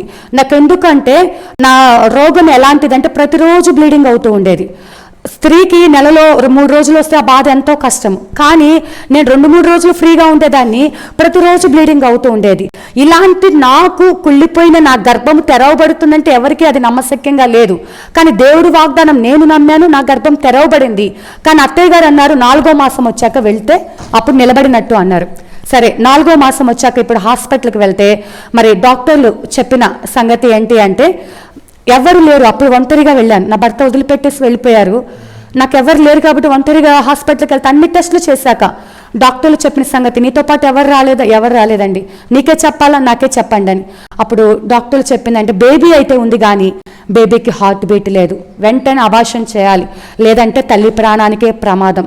కనీసం నువ్వు 2nd మంత్ 3rd మంత్ వస్తే ఏదైనా మెడిసిన్ పెట్టేవాళ్ళము, కానీ నువ్వు ఇంత లేటుగా వచ్చావు కాబట్టి నువ్వు ముందే వీక్గా ఉన్నావు, వెంటనే అబార్షన్ అడ్మిట్ అయిపో అన్నారు. అంటే లేదండి నా భర్తను తీసుకొని ఈవినింగ్ అయినా రేపైనా వస్తాను అని నేను ఇంటికి వచ్చేసి ఇంట్లో చెప్పాను. నా భర్త మా అత్తయ్య గారు ముందే తెలుసుగా పిల్లలు పుట్టారని, నీకే అపాయం అంటే నా భర్త వెంటనే అబార్షన్ చేపించారు. ఒకటి వెనకాల ఒకటి ఇలా వస్తున్నప్పుడు మీకు భయం అనేది అనిపించలేదమ్మా? ఆ భయం కాదు, కానీ దేవుణ్ణి ఎరగక ముందు కృంగి, నాకు అమ్మ నాన్న లేనందుకే నేను కష్టాలు పడుతున్నాను అని ఒక కృంగుదల ఉండేది. కానీ ఎప్పుడైతే నేను దేవుణ్ణి నమ్ముకున్నానో ఒక ధైర్యం, ఇప్పుడు ఏదైనా సమస్య వస్తే పుట్టింటికి పరిగెత్తుకుని వెళ్ళి ఫోన్ చేసి చెప్పినట్టుగా నాకు ప్రతి చిన్న సమస్యకి దేవుని దగ్గరికి వెళ్ళిపోయేదాన్ని. మోకరించి ప్రార్థన చేసుకుంటూ ఉంటే ఒక వాక్యము ద్వారా, నాలో ఒక స్వరము ద్వారా దేవుడు నన్ను ధైర్యపరుస్తూ ఉండేవాడు. అందుకే ఏ చిన్న సమస్య వచ్చినా ఆయన దగ్గరికి వెళ్ళిపోతూ ఉండేదాన్ని. ఏనాడు కూడా మందిరానికి ఆగిపోవటం కానీ నియామక కుటాలకు ఆగిపోవటం కానీ లేదండి. అంత నమ్మకంగా దేవుని పని అలా చేసుకుంటూ వెళ్ళిపోతూ ఉండేదాన్ని. ఇలా ఉంటున్న సమయంలో అందరూ అన్నారు అబార్షన్ చేపించేసుకోమన్నారు, కానీ నేనైతే చేపించుకోలేదు. డాక్టర్ వెంటనే ఈరోజే అడ్మిట్ అవ్వాలి, సాయంకాలం వచ్చి అడ్మిట్ అవ్వమన్నారు. నేనైతే దేవుని దగ్గర ఒక్కటే, నాన్న నాకు మాట ఇచ్చింది నీవు, మాట తప్పుటకు నువ్వు అన్యాయస్తుడు కాదు, పరిశుద్ధ గ్రంథంలో హన్నమ్మకు మృతతుల్యమైన శారా గర్భాన్ని తెరిచిన దేవుడివి, మరి నాకెందుకు మాట ఇచ్చి తప్పుతావు? పో నాలో ఏదైనా పాపం ఉందా? అప్పటిదాకా నా ఇన్నర్ ఫీలింగ్ ఏంటంటే, అందరు పొగుడుతుంటే సంఘంలో నేను చాలా మంచిదాన్ని, అన్య కుటుంబం నుంచి వచ్చా, నేను బాగా ప్రార్థన చేస్తా, నేను పరిశుద్ధురాల్ని, నాలో ఏ పాపము లేదు అని నా ఇన్నర్ ఫీలింగ్. కానీ ఎప్పుడైతే నేను 3 రోజులు ఉపవాసం ఉండి నాలో తప్పు లేదు కానీ ఉంటే చూపించమని దేవుడికే సవాల్ విసిరినట్టుగా 3 రోజులు ఉపవాస ప్రార్థనలో ఉన్నా. అయితే ఆ 3 రోజుల ఉపవాస ప్రార్థనలో దేవుడు నాలో రహస్యంగా ఉన్న ప్రతి పాపాన్ని బయటకు తీసుకొచ్చాడు. హల్లెలూయా. దేవుడు మాట్లాడుతున్న దేవుడు. ఆయన ఎంత పరిశుద్ధుడు అంటే, ఆయన ఏదైతే మన నుంచి ఆయన ఎంత పరిశుద్ధుడో మనం అలాగే పరిశుద్ధంగా ఉండాలని దేవుడు కోరుకుంటూ ఉంటాడు. ఆ రూపం వచ్చేదాకా ఎందుకు, మీరు ఇందాక అడిగినట్టుగా ఈ శ్రమల మధ్యలో ఒక ధైర్యం ఉంది. మా నాన్న ఉన్నాడుగా, నాకు సహాయం చేస్తాడుగా, ఒక ధైర్యం ఉంది.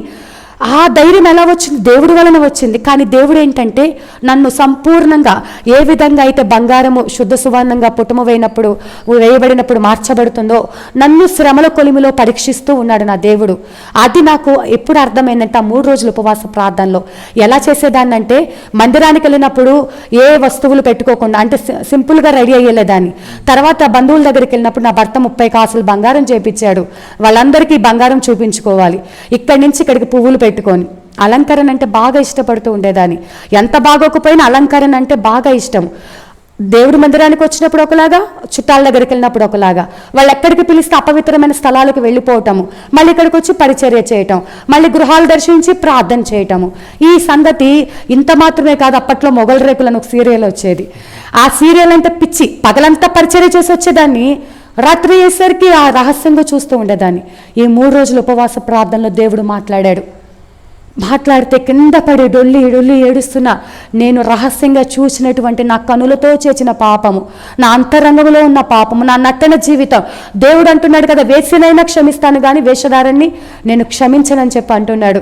నేను చేసినటువంటి ఆ వేషధారణ భక్తి అంతా కూడా నాకు బయలుపరిచినప్పుడు దేవుని దగ్గర నా యొక్క కన్నీటితో దేవుని దగ్గర ఒక తీర్మానం చేసుకొని, ప్రభా ఇప్పటిదాకా మనుషులను సంతోషపెట్టే భక్తి చేశాను, అయినా ఆ ధర్మశాస్త్ర కాలంలో లాగైతే ఏ అగ్ని గంధకాలు కురవబడో రాళ్లతో కొట్టబడిని చనిపోవాలి నా నటన జీవితానికి, నా మార్పు లేని జీవితానికి. కానీ నువ్వు నాకు ఆయుష్ కాలాన్ని ఇచ్చి కుళ్ళిపోయిన నా శరీరాన్ని నువ్వు జీవింపచేసి ఇన్ని సంవత్సరాలు బ్రతికిస్తే ఇంకా నేను దుఃఖపెడుతున్నా, నీ గాయాలు రేపుతున్నాను అని చెప్పేసి దేవునితో తీర్మానం చేసుకొని, నాకు బాబు కావాలి, ఆడపిల్ల మగపిల్లడే కాదు, నాకు సమూయేలుని ఏ విధంగా హన్నమ్మకి ఇచ్చావో నాకు బాబుకి కావాలి, ఆ బాబుకి అభిషిక్త్ అని పేరు పెట్టుకుంటా, నీ సేవకి ఇస్తా చదివించి అని చెప్పి అలా సేవ తీర్మానం చేసుకున్నానండి.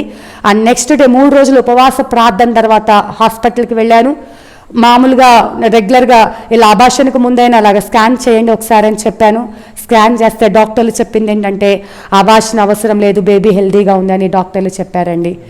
దేవుడి నామానికి మహిమ. అయితే ఇలా ఉంటున్న క్రమంలో నెలలు నిండాయి. మరి చక్కగా దేవుని పనిలో వాడబడుతూ ఉన్నాను. ఇంకా నమ్మకంగా, ఇంకా రోషం కలిగి ఉపవాసాలు ఉంటూ నెలలు నిండేదాకా దేవుని పరిచర్యలోనే నేను వాడబడ్డాను. 2008 నుంచి దేవునితో ఒక మాట ఇచ్చా, అయ్యా ఇక మీదట నా కుమారుడు సేవ చేసేంతవరకు నేను అనేక ప్రాంతాలలో నేను సాక్షిగా తిరుగుతాను, ఎంత దూరమైనా, ఎంత ఖర్చు అయినా, ఎంతైనా వెళ్తూ ఉండేదాన్ని అని అలాగ మీటింగ్స్కి వెళ్ళిపోతూ ఉండేదాన్ని. మరి దేవుని మహాకృపను బట్టి అనుకున్న రీతిగానే దేవుడు నాకు ఒక భయంకరమైన పరిస్థితుల మధ్య ఆ డెలివరీ టైంలో కూడా 4 కేజీల బేబీ ఉండటం చేత ఆపరేషన్ చేసిన 2లో ఒకళ్ళే బ్రతుకుతారన్నారు, నార్మల్ డెలివరీ కాదు అన్నారు. అయితే నాకు ఆస్తమా ఉండటం చేత ఈ యొక్క గుండెకు కూడా ఏదో తేడా వచ్చింది, ఈసీజీ ప్రాబ్లం వచ్చింది, అన్ని సంతకాలు చేయించుకున్నారు, 2లో ఒకరే బ్రతికే ఛాన్సు ఏదైనా కావచ్చు అని. కానీ నేనైతే ఒకటే ప్రార్థన, ప్రభు ఆపరేషన్ చేసి నాకు నువ్వు ఖచ్చితంగా మగబిడ్డనిస్తావు, కానీ ఆపరేషన్ చేస్తే నా శరీరం పనికిరాంది, డాక్టర్లకు ఘనత వెళ్తుంది, కానీ ఇది నా శరీరం బలహీనమైనదే, కానీ నీ వాగ్దానము అందరూ చూడాలి అంటే ఆపరేషన్ జరగకుండా నాకు నార్మల్ డెలివరీ కావాలని ఆ శిలువ సన్నిధిని జ్ఞాపకం చేసుకుంటూ ప్రార్థన చేసుకుంటున్నాను. ఆపరేషన్కి అన్నీ రెడీ చేశారు, కానీ 4 కేజీలు ఉన్న మగబిడ్డ నార్మల్ డెలివరీతో దేవుడు నాకు బహుమానంగా ఇచ్చి ఉంటున్నాడండి. హల్లెలూయా. మరి ఆ విధము చేత 2008 నుంచి అనేక ప్రాంతాల్లో వాడబడుతున్నా. ఒకప్పుడు తింటాకి తిండి లేదు నాకు, అంటే అడిగితే ఏమన్నా అంటారేమో, స్వీట్స్ అంటే ఇష్టం, స్వీట్ షాప్లో చూసి అది తింటే బాగుంటుంది కదా అని, ఎవరైనా మంచి బట్టలు వేసుకుంటే ఆ బట్టలు వేసుకుంటే బాగుంటుంది కదా అలా అనుకుంటూ ఉండేదాన్ని. దేవుడు నాకు 3 బట్టల షాపులు, నా కింద పనివారు, మరి సేవకుల దగ్గరికి వెళ్ళి వాళ్ళకే ఎదురు ఇచ్చి మరి పెట్టే అంత స్థితినిచ్చాడు. ఇలా జరుగుతూ ఉంది. తర్వాత పాపనిచ్చాడు. అనేక ప్రాంతంలో దేవుడు బలంగా వాడుకుంటున్నాడు. మా అత్తయ్య గారు కూడా ఆమెకు వచ్చిన మోకాళ్ళ నొప్పులు బట్టి ఆమె మార్పు చెందింది, ఒక బావగారి కుటుంబం రక్షణ పొందింది. అంత సాఫీగా జరిగిపోతున్న సమయంలో 2017లో నాకు మనసులో ఒక కొరత, దేవుడు నాకు ఏదో మరి మాట్లాడాలని ఆయన మరి నాకు ప్రేరేపించినప్పుడు 40 రోజుల ఉపవాస ప్రార్థన ఉన్నాను. ఆ 40 రోజుల ఉపవాస ప్రార్థనలో దేవుడు నాతో మాట్లాడారు. ఏమని అంటే, గాఢాంధకారపు లోయలో నిన్ను ఎట్టి రీతిగా నేను నడిపించి విడిపించాను, నీవు అనేక నా జనుల దగ్గరికి వెళ్ళి నువ్వు విడిపించాలి అని చెప్పి పిలిచారు ఆ యొక్క స్వరము. ఇంకోటి దర్శనము, పెద్ద పాలరాతి మందిరము, కల్వరి కృపా మినిస్ట్రీస్ అని పెద్దదండి, చాలా పెద్ద అని పాలరాతి మందిరం మీద కల్వరి కృపా మినిస్ట్రీస్ అని నల్లటి గ్రైనైట్ మీద గోల్డెన్ లెటర్స్తో మరి కనిపించింది. అది మా ఆత్మీయ తండ్రి వాళ్ళ పిల్లలు వచ్చి, నా పిల్లలు పక్కన చిన్న చిన్న పిల్లలు ఉన్నారు, నేను ఓపెనింగ్ చేస్తున్నాను. అదేంటి, నేను సేవ చేయాలని నాకు ఆశ లేదు, సంఘ పరిచర్య చేయాలని ఆశ లేదు, ఒక సువార్థికురాలుగా చేద్దామని మాత్రమే నా ఆలోచన. కానీ దేవుడు సంఘ పరిచర్య, మినిస్ట్రీ, నా పిల్లలు ఇంకా చిన్నగా ఉన్నారు, కల్వరి కృప మినిస్ట్రీస్ అని ఒక పేరు నాకు చూపించారు. ఈ స్వరము ప్లస్ ఇది చూపించిన ప్రభా నాకు శక్తి సరిపోలేదు. సాక్ష్యం చెప్పడానికి వెళ్తుంటే యవనస్తురాలు నిండు యవన కాలంలో ఉండి ఒంటరిగా తిరిగేస్తుంది, మా రోజులు బాగోలేదని అందరూ ఎగతాళి చేస్తున్నారు. నా భర్త ఇంకా సేవలోకి రాలేదు కాబట్టి. అయితే నేను బలహీనురాలిని కదా ప్రభా, నాకు అవసరమా ఈ సేవని చేయలేనంటే దేవుడు వాగ్దానం ద్వారా మాట్లాడాడు, బలహీనతలు ఏందో నా శక్తి పరిపూర్ణమవుతుంది, నా కృప నీకు చాలును అని. స్వరము ద్వారా మాట్లాడాడు, లేఖనము ద్వారా మాట్లాడాడు, దర్శనము ద్వారా మాట్లాడాడు. రూఢీపరచుకోవడానికి మూడింటిని బట్టి ఆధారం చేసుకున్నా. అయితే నేను సంపూర్ణంగా సేవ చేయటానికి అప్పటికి బట్టల షాప్స్ ఉన్నాయి, లక్షల వ్యాపారము టర్నోవర్ జరుగుతూ ఉంది, నా కింద పనిచేసేవాళ్ళు, ఉన్న పాటను వదిలేస్తే పిల్లలకి ఎట్లా అని. అయితే సరే సేవ చేస్తాను లోకల్లోనేమో అనుకొని ఎక్కడికి వెళ్ళాలి అని అనుకుంటూ ఉన్న సమయంలో ఇట్లా ఆలోచించుకుంటూ నేను కొంచెం నెగ్లెక్ట్గా ఉండటం చేత కరోనా రానే వచ్చింది. ఈ కరోనా సమయంలో మరి అంతా కూడా చర్చీలు మూతవేయబడ్డాయి. అప్పుడు నా హృదయంలో ఒకవేళ నేను చనిపోతే, ఆరోగ్యంగా ఉన్నవారు కళ్ళ ముందు రాలిపోతున్నారు, శరీరం అంతా కుళ్ళిపోయి ఆస్తమాతో బాధపడుతున్న నేను ఏదో ఒక క్షణంలో చనిపోతా, కానీ దేవుడు నాకు ఇచ్చిన మాట, ఆ వాగ్దానం నేను నెరవేర్చకుండానే చనిపోతానని దేవుడిని ఒక మాట అడిగా. ప్రభా ఈ కరోనా అయిపోతే ఇంక నేను అన్ని వదిలేసి సేవకి వెళ్ళిపోతాను, కానీ నాకు రాకుండా చూసుకో, వస్తే నేను బ్రతకనని నాకు తెలుసు, రాకుండా సహాయం చేయని చెప్పి మరి ఇద్దరితో కాన్ఫరెన్స్ కాల్, బంధువుల అమ్మాయి హైదరాబాద్లో ఉందండి, ఇద్దరితో కాన్ఫరెన్స్ కాల్ స్టార్ట్ చేశాను ఆ కరోనా టైంలో. ఇప్పటికీ 5 సంవత్సరాలు అవుతుంది. ఆ కాన్ఫరెన్స్ కాల్ ఇద్దరితో ప్రారంభించబడి 150 మంది, 6 రాష్ట్రాల ప్రజలు, ఢిల్లీ, చెన్నై, కర్ణాటక, ఒరిస్సా, తెలంగాణ, ఆంధ్ర, ఇప్పుడు కూడా సాగుతూ ఉందండి. ఇప్పటికి ఇద్దరితో నా పరిచర్య అలా స్టార్ట్ అయింది. ఇద్దరితో ఇట్లా అంటే నేను ఏదైతే వాక్యం చెప్పాలో, దేవుడు నాకు ఏవైతే బయలుపరుస్తున్నాడో, అనేకులు వెంటిలేటర్ల మీద ఉన్నవారు, అనేక దురాత్మలతో ఉన్నటువంటి వారు, ప్రార్థన చేస్తుంటే అద్భుతాలు, ప్రార్థన చేస్తుంటే సూచక్రియలు, 2 నుంచి 3కి, 3 నుంచి 4కి, ఇట్లా అది మొత్తం కూడా స్ప్రెడ్ అయిపోయింది కాన్ఫరెన్స్ కాల్. ఇలా లాక్డౌన్ అయిపోయింది. ప్రార్థన చేసినప్పుడు దేవుడు విజయవాడ వెళ్ళమని నాతో పాటు కాన్ఫరెన్స్లో మిగిలిన వాళ్ళకి చూపించారు. మరి ఎక్కడైతే నేను విగ్రహారాధన చేశానో వాళ్ళ దగ్గరికి వెళ్ళి దేవుడు సువార్త ప్రకటించమన్నాడు. సో అతి కష్టము మీద నాకు ఇష్టం లేకపోయినా, ఎందుకంటే విజయవాడలో మహాగణులైన దైవజనులు ఉన్నారు, నాకు సేవకుల సపోర్టు లేదు, నాకు అంత జ్ఞానము లేదు, బైబిల్ ట్రైనింగ్ లేదు. ఇలాంటి సమయంలో విజయవాడ వచ్చి ఏం చేయాలి అనుకున్నటువంటి పరిస్థితి ఇష్టం లేకుండానే, అదే నంద్యాల అయితే మాకు అక్కడ మంచి పేరుంది, కొంచెం పొలాలు, స్థలాలు అవన్నీ ఉన్నాయి, ఏదైనా సహకారం అందుతుంది. అలా అక్కడ ఆల్రెడీ నేను ఆలగడ్డ ప్రాంతంలో కొంతమందిని, ఒక 50 మందిని గ్యాదర్ చేసి దేవుని సన్నిధికి నడిపిస్తున్నాను. ఆ ప్రాంతంలో రాయలసీమ ప్రాంతం అయితే ఓకే, ఇక్కడికి వచ్చి నేనేం చేయాలి? నా భర్త అంటున్నారు, ఉన్న పాటను వదిలేస్తే పిల్లల ఫీజులు మనం ఎలా పోషించబడతాము, అక్కడ ఇంటద్దెలు ఎక్కువ ఉంటాయి. అయితే ఒకటే, పిలిచిన దేవుడు నమ్మదగిన దేవుడు, ఆయన పోషించుటకు సర్వశక్తిమంతుడని నా భర్త ఇద్దరం కలిసి కొన్ని సామాను 2 సంచుల్లో పట్టుకొని ట్రైన్లో ఎక్కేసి వచ్చేసామండి. ఒక ఇల్లు తీసుకున్నాము. అంతకుముందు కొంతకాలము అంటే ఇక్కడ పరిచర్యకు ఒక ఇల్లు, చిన్న ఇల్లు తీసుకొని అప్ అండ్ డౌన్ చేసేదాన్ని నేను. అంటే ఆదివారం, శనివారం నైట్ ఎక్కటం, 8 గంటల ప్రయాణం నంద్యాల నుంచి విజయవాడకి. ఆ 8 గంటల ప్రయాణం చేసి రావటము, ఆదివారం ఇక్కడ చూసుకోవటము. మరి ఇక్కడ నాకు రావటమే ఎలా సమకూడారంటే నా కాన్ఫరెన్స్లో ఉన్న ప్రజలు స్టార్టింగ్ 10 మందితో అట్లా ఆ రీతిగా నడిపించుకుంటూ కాన్ఫరెన్స్ నుంచి నాకు చాలా సపోర్ట్ అండి. ఇప్పటికి కూడా కాన్ఫరెన్స్లో ఉన్నవారు ఈరోజు ఇంటద్దె కట్టాలి, లేకపోతే ఈరోజు ఫీజు ఒక 100 రూపాయలు, ఒక 500, ఒక 200, అట్లా వాళ్ళు పంపించే కానుక మీద ఆధారపడి ఒకప్పుడు లక్షల్లో టర్న్ ఓవర్ చేసేవాళ్ళము. ఇప్పుడు లక్షల్లో టర్న్ ఓవర్ చేసి అంత బిజినెస్ వదులుకొని విజయవాడ వచ్చారు అంటే బయట ప్రపంచానికి అచ్చెన్నారెడ్డి గారంటే ఆవిడకి ఏముందిలే అని చెప్పి చాలామంది అనుకుంటారు.